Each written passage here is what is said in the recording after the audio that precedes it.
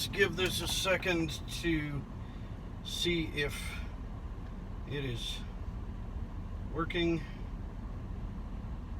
properly.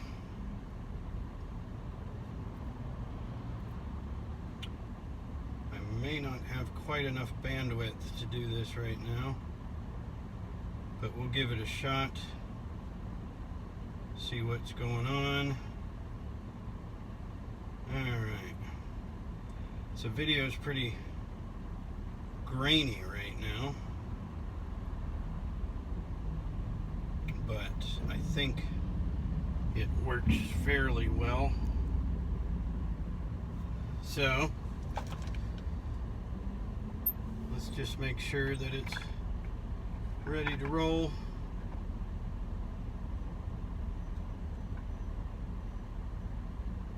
Well, hopefully it doesn't decide to drop out because of bandwidth issues, but I wanted to talk about my ongoing failure in making mistakes when it comes to diagnosing or setting up air conditioning systems. I don't do it often, but I do it enough that, you know, it can be a little bit of egg on my face. But before we get to that, if you would like to support the channel, feel free to check me out on patreon.com/Stephen Rardon, or you can go to HVACwithStephenRardon.spreadshirt.com.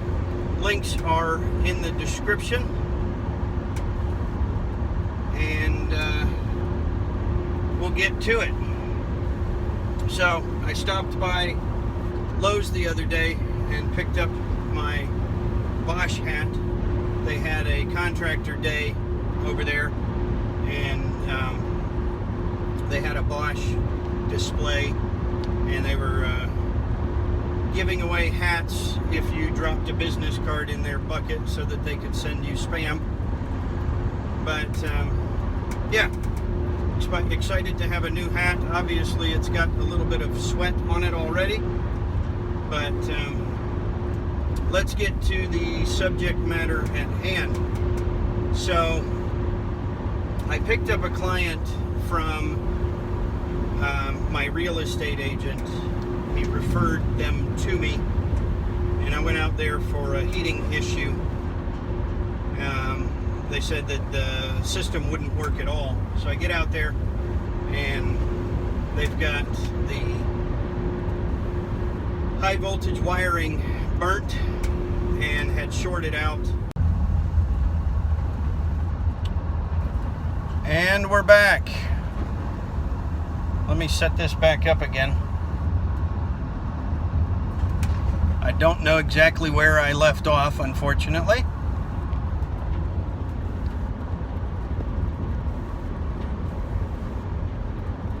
Are we doing it as we need to? Yeah, looks like we're working. Anyway, that was a nice little interruption, but at least the video looks a little better now. At least on my end. So, my real estate agent had referred me to this customer, and I went out there, and there was a melted high voltage wire going into the air handler, so the system was not working at all. I repaired that, got the system back online, and got the heating back up and running.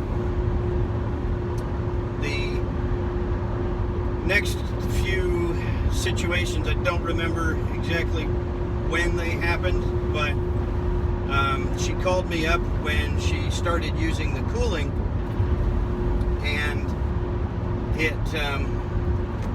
was not working very well, and I found a restricted or failed TXV. So she agreed to replace the TXV. I got a chance to use the Zoom lock for that procedure. It was the third time I'd had a chance to use the zoom lock, and so that worked out really well. So when I made the repair for the TXV, it was in cooling, but it was a little chilly.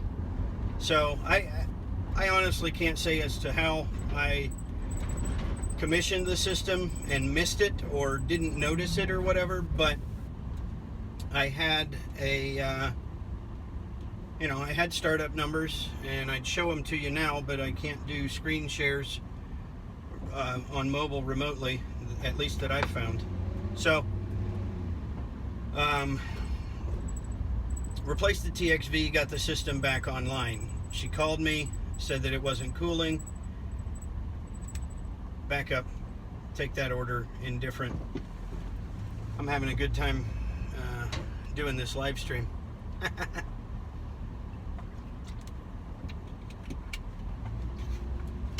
Anyway, she mentioned that she would randomly have problems with the system cycling on and off, but during my checks, I never noticed a problem.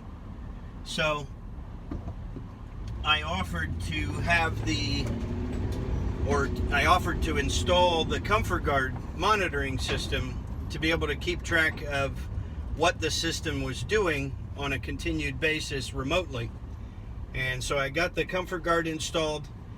I made a mistake there because there's a in and out compressor terminal wire inside of it. And so I inadvertently switched the two wires, so in was taking the signal out. The good thing about Comfort Guard is that it will not actually do anything to cause the system not to function. So it's not breaking any signals. Even if you screw the Comfort Guard up royally or the Comfort Guard fails, it will still function. The system will not have a functionality issue there. So I went back and fixed that, or switched the wires, and she messaged me this afternoon and said that the system was malfunctioning again. And I had, interestingly enough, just checked on the Comfort Guard earlier in the day, and I had noticed that I was seeing some pretty obscene amp draw spikes on the condenser. So without knowing exactly what that was indicative of, when she messaged me, I said that I'd be happy to come over and take a look at it. I get out there, the system was running at the time that I showed up, but while I was monitoring it, I noticed that it started spiking again. And what I found was like 570 psi head pressure. Superheat was okay and suction pressure was okay, but I had like a 56 degree subcooling and 570 psi. So it made me think maybe I had a restriction somewhere before, but with a little bit more thought, I realized that it possibly could simply be an overcharge. So I started taking refrigerant out, and I took a pound out, and the head pressure came down, subcooling came down. Took another pound out, head pressure came down some more, subcooling came down some more. I ended up removing 3 pounds of refrigerant from the system because I had tried to weigh the charge in during heating. I still don't quite understand how I missed it when she said that she was having cooling problems, but I did, apparently. So that's egg on my face, I guess.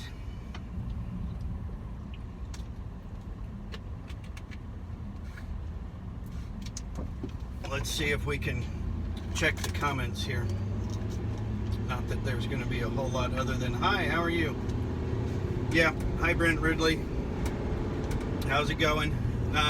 So, I've been picking up more business. I just closed on a nice install job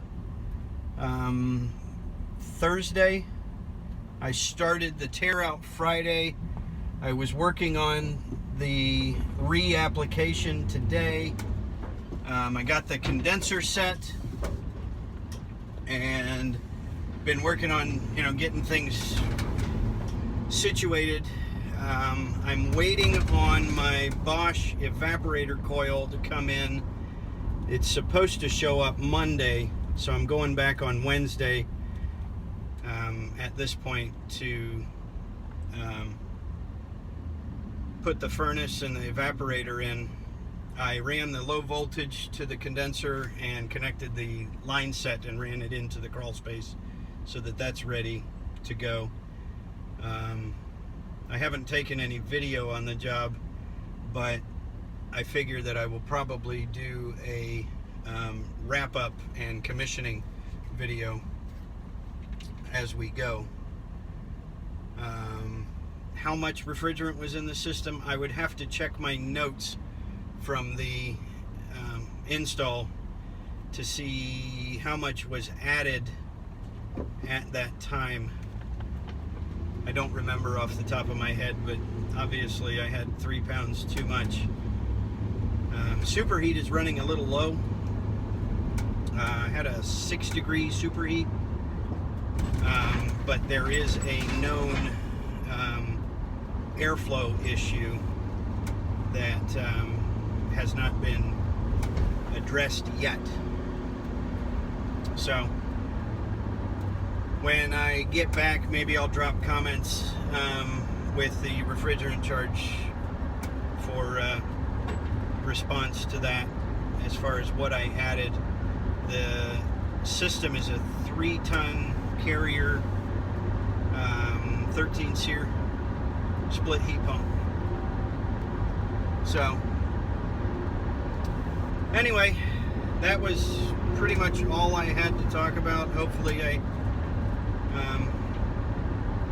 didn't miss too much when I lost my signal earlier. I'm headed home. It's time to take a little bit of a minute to relax. So at this point, thanks for watching. I would appreciate it if you need anything in the way of HVAC tools or test instruments, to check out TrueTechTools.com. And if you'd like to save 7% and support the channel in a small way, you can use the coupon code RARDON at checkout. And we'll look to see you on the next one. Thanks for watching, guys. Peace out.